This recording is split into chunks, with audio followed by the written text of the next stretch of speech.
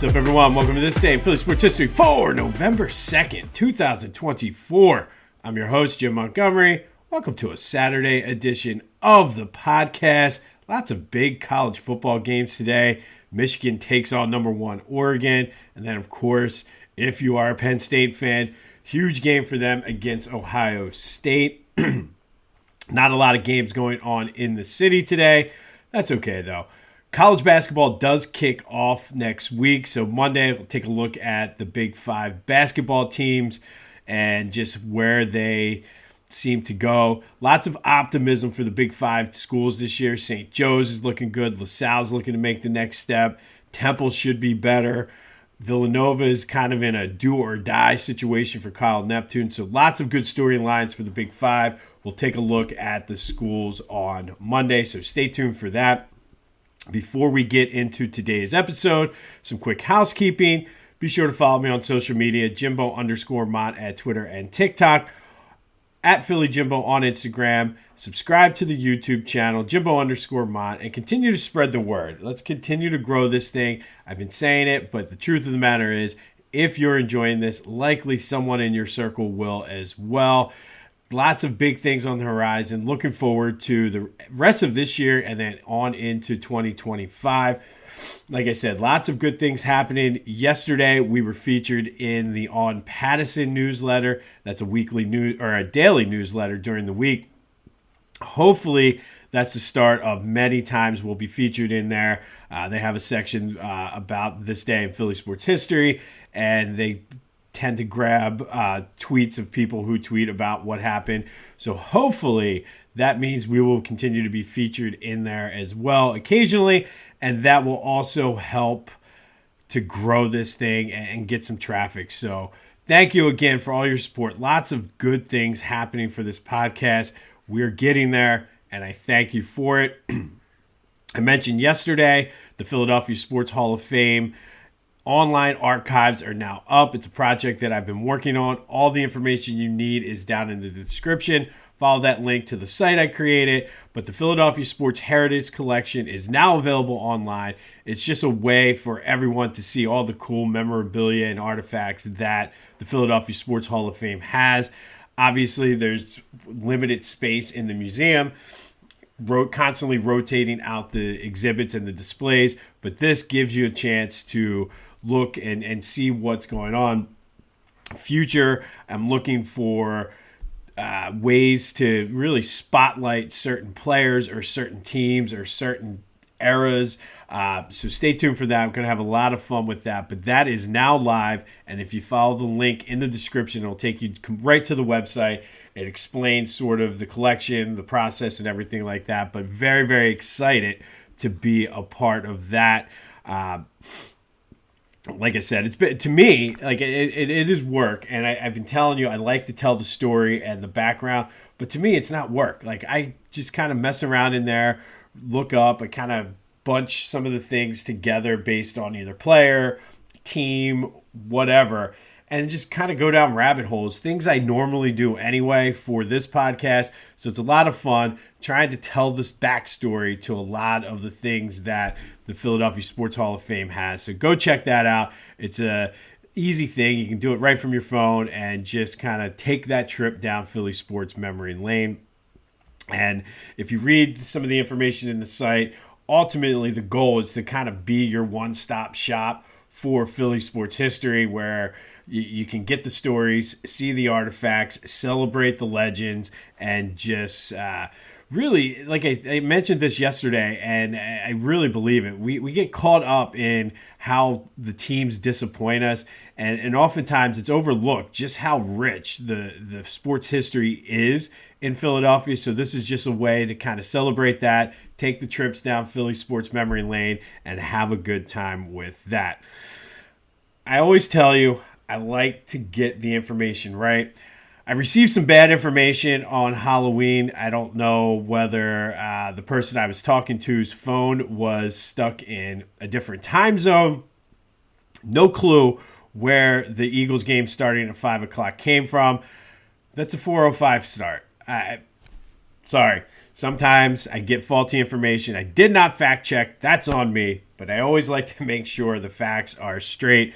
So, like I said, maybe the person who told me that their phone was a time zone ahead. But would not be surprised if the NFL did start doing something like that, though, because it makes sense. They could start the kickoff at 1 o'clock and then really have all day of football, not have that lull in between the 4 o'clock games and the Sunday night football game. So NFL, if you're listening, I just created a way for you to dominate Sundays even more so than what you already are. All right. So I mentioned being or featured in the On Pattison newsletter, which is pretty cool. Like I said, I gave them permission to use my tweets and really just as a way to get the word out there. So it's a pretty cool thing as long as it makes sense for them. I certainly think it makes sense for me.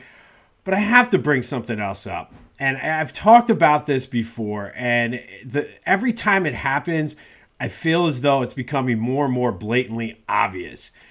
Yesterday, one of the questions on Twitter for the midday show on WIP was, is this a trap game for the Eagles?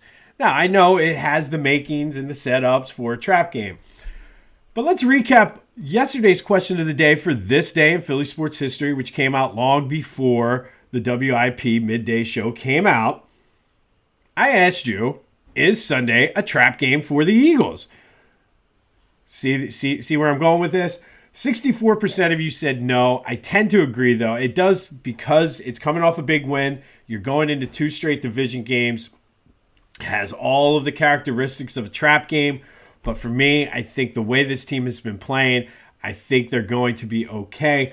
But thank you, as always, for participating in the question of the day. And WIP Midday Show, Joe, Hugh, Kyle, just give me a shout out. That's all I ask. Come on, like every time. So I don't know whether Hugh's listening because of the connection with Philly Goat. I don't know if Joe is low-key secretly listening. If you guys are, how are you? I would gladly come in and do a segment on your show. Just give me some credit. Kyle, maybe he's listening. I don't know. Either way, just give me, help a brother out here. Like, come on. But thank you, as always, for participating in the question of the day. There'll be another one later in the show. But yeah, I mean, it's becoming way more than a coincidence at this point. But love you guys. Just give me a shout out, man. That's all I ask. Like that would go a long way in helping me out if you shout me out on the midday show. Just saying. So speaking of the question of the day, lots of feedback about my comment the other day about Reese's Pieces being the most underrated candy out there.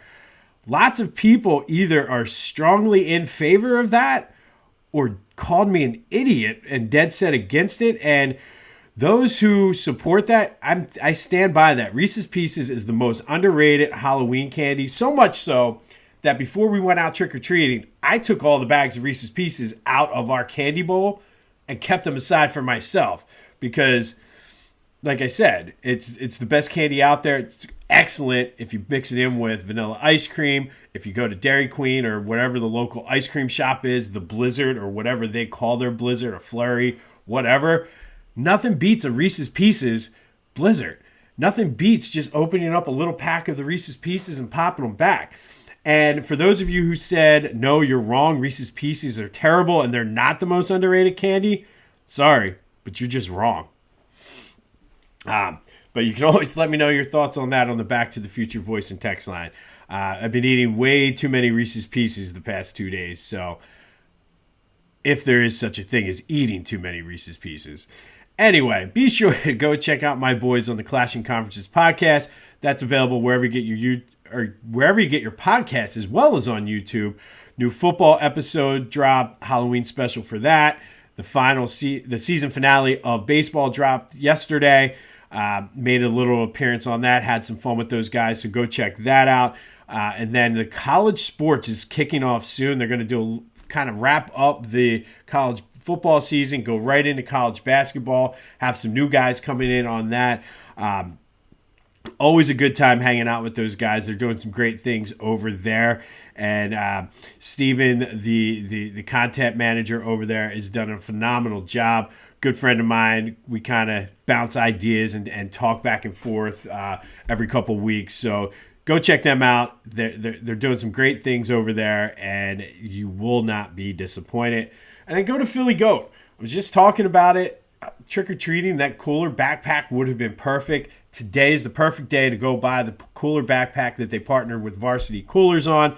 Get your Eagles gear. Get some Sixers gear, Flyers gear, whatever you got. Check out what Philly Goat has to offer. It's November. According to Mariah Carey, it's the holiday season, so why not start doing some early Christmas shopping? Use that promo code Jim Montgomery to take 10% off of your order. And I'm telling you, if anybody wants to buy me a birthday present, it's coming up December 5th, I will take the book bag Varsity Cooler bag. You can't beat it. Use the promo code Jim Montgomery to take 10% off your order and go see everything the Philly Goat has to offer. All right, we got a double header today down in South Philly. First, at 1, the Flyers will take on the Bruins. The Flyers are coming in hot. They've won 3 of 4, 2 straight, including that 2-0 win over the Bruins the other night up in Boston. I'm looking for them to kind of continue that energy and keep their momentum going. They've been playing well. They've been getting great, excellent goaltending, really. So let's hope that can keep up. Mishkov's been kind of quiet the past couple games. Hopefully he's able to kind of snap out of it and give the home crowd something to cheer about. And then tonight at 7:30, the Sixers will be playing the Grizzlies. No Joel, no Paul George once again tonight. And I mean, this team is just not clicking right now. So I don't know if the whole Joel thing has been a distraction or what, but hopefully they can get it going tonight, much like they did against the Pacers, against the Grizzlies tonight at 7:30. But the whole rare doubleheader down at the Wells Fargo Center tonight. Flyers Bruins at 1, Sixers Grizzlies at 7:30. The big story for the Sixers yesterday was Joe called an impromptu, I guess, or they called it a pop-up press conference, and basically was pissed off and called out Marcus Hayes specifically by name for calling him soft and saying he doesn't want to play. And just was very frustrated. He said, I've done a lot for this effing city. I broke my face twice, broken fingers, came back from whatever. And he does have a point. I think anybody calling Joe soft, you're missing the point with Joe. I certainly would not call him somebody who's soft. Fragile, yeah. I mean, and that unfortunately just is, some guys are like that. And I said it before, a lot of his injuries are just freak, not like the typical injuries you would expect, like fracturing your orbital bone in your face twice, getting Bell's palsy, you know what I mean? Like having some guy jump on you, that's not necessarily soft. That's just bad luck more so than anything. So I think Joe certainly hears the criticism. I think to a certain extent, I think he gets it. But I don't think this criticism should be directed toward Joe. If anything, it should be directed toward the Sixers organization for their handling of this. Like, they just were not honest with anybody. And even Joe his story didn't necessarily match up with what the Sixers are telling us. So the whole thing has just been bungled by the Sixers, and Joe, Nick Nurse, they're kind of catching the brunt and the shrapnel from this. And I want to see Daryl Morey come out and say something, because this is really on him and his team for the way it's been handled. But Joe was not happy. And again, I don't blame him. I mean, if you want to get mad at him for playing in the Olympics, you certainly can. That's fair. That's fair criticism. But to say he doesn't want to play when he's done nothing in his career but come back from injuries early, I don't think that's fair at all. And maybe this is just me sticking up for him because I like him. But I mean, I really do. Like, to call him soft is just not accurate. Like I said, fragile, yes. Soft, no. So I don't know if this was just a one-off thing or is something that we need to monitor moving forward. But Sixers Grizzlies tonight down at the Wells Fargo Center. No Joel Embiid, no Paul George. Can we get a win? Maybe. And actually, at this point, I'm not even going to get greedy and ask for a win. Can we just play decent basketball? Can we box somebody out and hit a shot? That would be a good start. Big Eagles news yesterday, and part of me kind of was like, this makes sense now. And then I got frustrated all over again. But Darren Sproles was on the Deshaun Jackson and LaShawn McCoy podcast the other day. And the topic of Carson Wentz came up.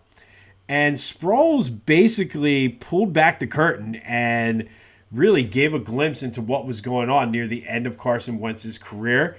And if you haven't heard this, I haven't listened to the full podcast yet, but I do know they do a good job. But man, doesn't look good for old Carson. But essentially said he came back. Well, we all kind of noticed this anyway. But during the end of that run and into the playoffs and to the Super Bowl, he was like moping around, pissed off that the team was winning without him. And we all knew it came out that he had a fragile ego, and he even said he could have been a better teammate. But to be moping around to the point where I believe Darren Sproles is the one that pulled him aside and said, dude, you got to stop. Like, we all want to be out there, but come on, we got a chance to win a Super Bowl here. But then it got better. He said that, and this totally made sense to me because of the way that season started out. He said Wentz did not want to run the same offense as he had success in as the year before, since Nick Foles won a Super Bowl with it. First of all, that is the most idiotic thing I've ever heard in my life. You were almost the MVP running that offense, and because you're so fragile with your ego, you don't want to run the same offense. And then what's even worse is that the Eagles agreed to it. So if you remember the start to that season, everybody just thought it was Nick Foles just having like a magical stretch there. That offense looked like it was stuck in the mud for the first few weeks of that season, even going into the Jacksonville game, and really didn't start get going until after Carson Wentz got hurt again. So that just, on so many fronts, like obviously Carson's just a weak dude to be that. Like, you had success. You would have been the MVP if you didn't hurt your knee running that offense. Maybe my mindset's different. To me, I would have been like, all right, boys, let's run it back and let's go back to back. But instead, you're crying about Nick Foles winning a Super Bowl? Come on. And then on the Eagles, and I don't know if this was Doug Peterson or if it was from the higher ups, but why would you allow that to happen? You had success, and everybody blamed it on Frank Reich leaving and really got on Doug for not being able to do anything. Doug caught a lot of shit for that, especially if it was the front office telling him to do that, and then they fired him. Man, what a mess that was. Sproles did go on to say that the tight end was his comfort zone, like his security blanket. He said there was a lot of times that they would call the play, I think it was HB1, where the halfback was the check down guy, and Sproles said he would be there open, and he would still throw it to Zach Ertz. And if you think back, everybody was like, oh my God, he throws every pass to Zach Ertz. Well, that seemingly was just him choosing to do that. And he also didn't listen to coaching, and we kind of heard rumblings of that. He flat out said it in a number of different ways. He just didn't listen to the coaches. And to me, like I said, that whole 2018 into the end of his career in Philly now completely makes sense to me. And I think Doug Peterson at that point had enough, said, I hate this guy. I want to see what Jalen Hurts can do. The team's going nowhere in 2020. And I think that was ultimately what happened. But I think the Eagles may have done Doug dirty. And this is speculating now, if they're the ones that told him to go ahead and switch the offense to keep Carson happy. And if it was on Doug, then Doug got what he deserved. But I don't see why you would switch from something that was so successful as a coach to just to please a quarterback who's a fragile ego. Like, I don't know, but it was just an interesting article I read. I think it's just the issue was he's a small town dude, never really had any kind of adversity or competition, and when things got tough, he folded. And it's a shame because he did have the talent. I mean, we saw him play at an MVP level, but then you want to change that offense? Like, what? I don't know. He's a scumbag, and I feel like that's been the word of the week is scumbag. So Carson Wentz, you can go up there in this week's Scumbag Hall of Fame with the New York Yankee fans and the LA Dodger fans. You're a scumbag. Weak, feeble-minded scumbag, but a scumbag nonetheless. All right, back to the real football. Dallas Goedert and Darius Slay are both out tomorrow. Looks like Mekhi Becton, Jalen Carter, and Landon Dickerson are all going to play. The Jags are kind of beat up, so there could be the Eagles have an opportunity to have a big game, but we'll have more on that tomorrow with our 3 keys to the game. Speaking of the aforementioned WIP midday show, LaShawn McCoy was on there for an interview. It was a great interview. He talked about a lot of his time in Philly, the relationship he has with the team now. Said he's a fan of Nick, and flat out said, I have a lot of influence in that building still. Nick has influence on the offense. Okay.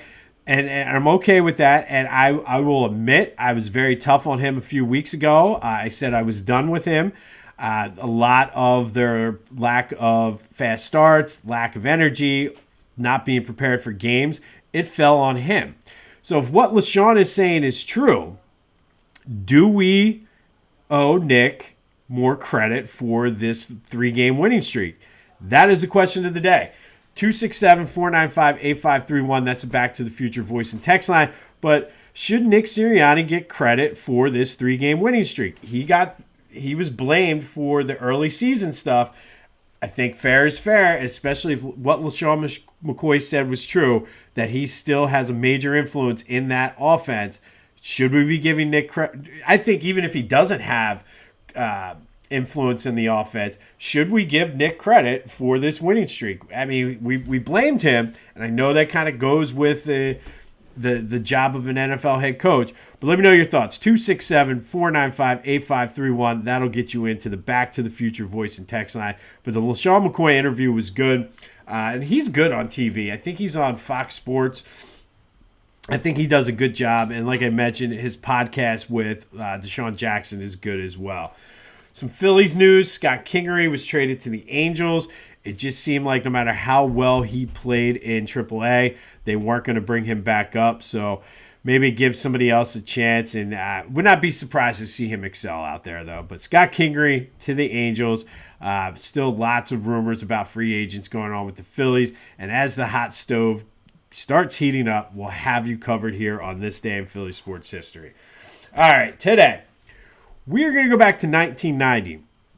And on this day in 1990, the Sixers opened the season with a 124-116 win over the Bulls out in Chicago, the eventual NBA champion Bulls that year. Charles Barkley started the season with 37 points, 10 rebounds.